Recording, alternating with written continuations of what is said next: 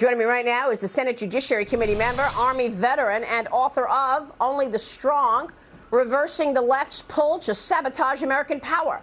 Tom Cotton is here. Senator, it is great to see you. I want to wish you a happy Veterans Weekend, and I want to thank you for your incredible service to our great country. Thank you, sir. Well, thank you, Maria. That's very kind of you. And I also want to acknowledge and express my gratitude to all of the great veterans out there. Thank you. What's your take on what we just heard from Joe Biden? He wants to investigate Elon Musk. Does he have any basis for this? I'm not aware of that basis, Maria. Of course, we should always be mindful about the risk of foreign influence in our country. I write about this some in Only the Strong, and what I call the China lobby, and how pervasive it is in Hollywood and big tech and college campuses and the media. I think the investors in Twitter come from friendly nations in the Middle East, like Qatar and maybe Saudi Arabia. But the real irony here is that you have Joe Biden's family members, like Hunter Biden, his son, and Jim Biden, his brother, who have been deeply enmeshed with state-owned or supported enterprises in China, with Chinese communists potentially having access and influence all the way up to Joe Biden. And that's certainly something that needs to be investigated, and the new congressional majority will be investigating that in the new year. The CCP has been able to infiltrate all sorts of places in America, and that has enabled them to steal intellectual property, try to get ahead of America on some very important technologies.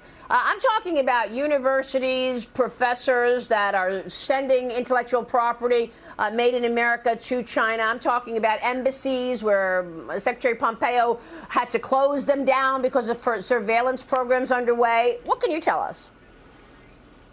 Yeah, the China lobby is pervasive, Maria. I mean, just the Hunter Biden, Jim Biden, Joe Biden story is just one example of that. Chinese communists using the lure of Chinese money to try to influence and gain access to American decision makers. I want to be clear, what we're concerned about is not Hunter Biden's personal troubles, whether it's drug use or adultery in the past.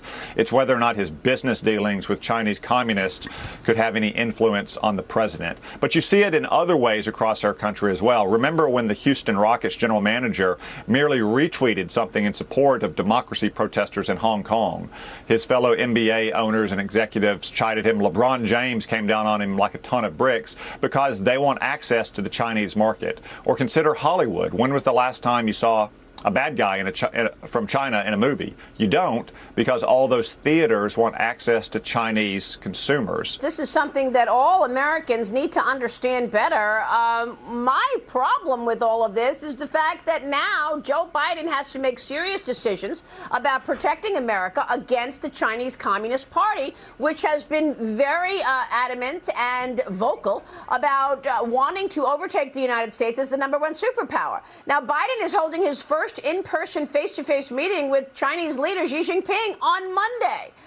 Are we supposed to believe that he's going to press Xi Jinping on the origins of COVID-19, where millions across the world have lost their lives because it was likely leaked from a lab in Wuhan, as you very early on educated us on the evidence around that? And so are we going to be surprised that this subject doesn't come up, or the subject of intellectual property theft? I mean, how is he going to be tough on Xi Jinping when he's taking in money from China? Well, Maria, suffice it to say, I have my doubts about how tough a line Joe Biden is going to draw with Xi Jinping in the upcoming summit meeting.